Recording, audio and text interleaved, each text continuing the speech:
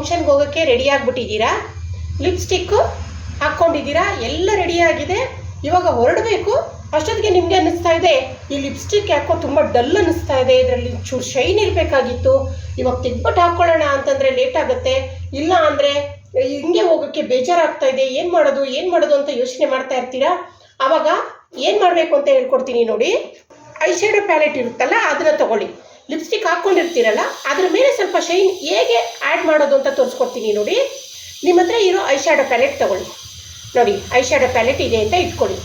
ಈ I shadow ಪ್ಯಾಲೆಟಲ್ಲಿ ಇಲ್ಲಿ ಎಂಡಲ್ಲಿ ಇರುತ್ತಲ್ಲ ಈ ಶೈನಿಂಗ್ ಥರ ಇರುತ್ತೆ ನೋಡಿ, ಅದು ಶಿಮ್ಮರ್ಸು.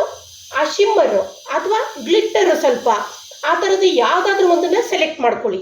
ಸೆಲೆಕ್ಟ್ ಮಾಡಿಕೊಂಡು ಅದನ್ನು ಹೀಗೆ ಬ್ರಷ್ ಇದ್ದರೆ ಬ್ರಷ್ಷು, ಇಲ್ಲ ಅಂದರೆ ಕೈಯಲ್ಲಿ ಸ್ವಲ್ಪ ಶಿಮ್ಮರಿ ಇರಬೇಕು ಆ ಥರದ ಐ ಶ್ಯಾಡೋನ ಬ್ರಷಲ್ಲಿ ಇಲ್ಲಾಂದರೆ ಕೈಯಲ್ಲಿ ತಗೊಂಡು ಹೀಗೆ ಲಿಪ್ಸ್ಟಿಕ್ ಹಾಕ್ಕೊಂಡಿರ್ತೀರಲ್ಲ ಸೆಂಟರಲ್ಲಿ ಮಾತ್ರ ಹೀಗೆ ಆ್ಯಡ್ ಮಾಡಿಕೊಂಡು ಹೀಗೆ ಮಾಡಬೇಕು.